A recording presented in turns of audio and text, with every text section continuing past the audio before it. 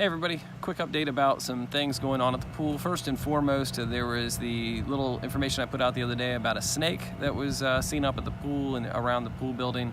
Unfortunately, snakes are kind of prevalent in South Carolina, and there are no real means for controlling snakes. There's a lot of myths out there, some mothballs and different snake repellents, but there's nothing that really shows that those things actually work. So what we are trying to do is just make sure that the bathrooms are properly sealed up so that you can have some assurances that unless somebody brought a snake in with them or a snake somehow quickly shot its way in there, we can take care of that. So we had the management company send up one of the maintenance guys.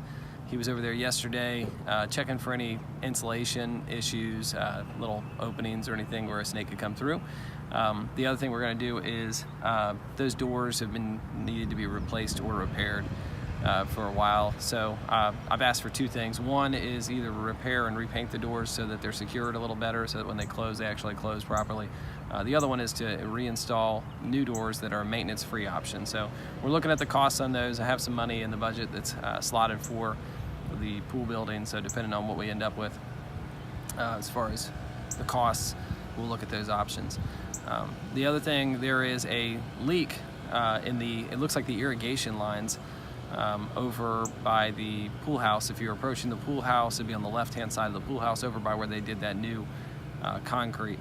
We assume it's probably from where the concrete truck was coming in trying to drop the concrete, but there's no way to know for sure. Those lines have been around since the building was built. So we've got an irrigation guy who came out yesterday. We've got a temporary solution for the problem to keep the water flowing to the bathrooms and everything, but there may be some intermittent usage of the bathrooms over the next week or two while we get that sorted out. Once they get in there to do the repair, they're expecting it to take about a day to a day and a half, if everything goes well, to get in there and make those repairs. So again, that will affect some of the pool budget because that's going to fall into that section of it. Last but not least, everything seems to be, other than these little issues we're running into, up and running. You'll notice the attendant is kind of there in the evenings. You should start noticing the attendant more as we go into and approach Memorial Day, and then starting around Memorial Day, about 3:30 in the afternoon every day, you should see an attendant there until close. And their job is to just kind of keep things running smoothly, help out if there's any questions or anything, and make sure that the chairs are cleaned up, stuff like that.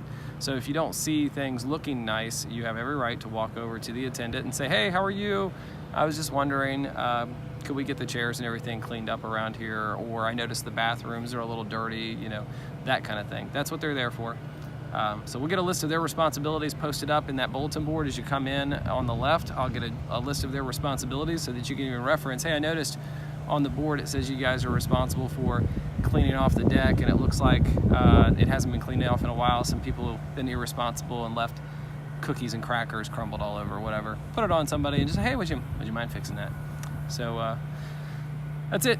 Hope that helps kind of give you a quick update, and everybody take care.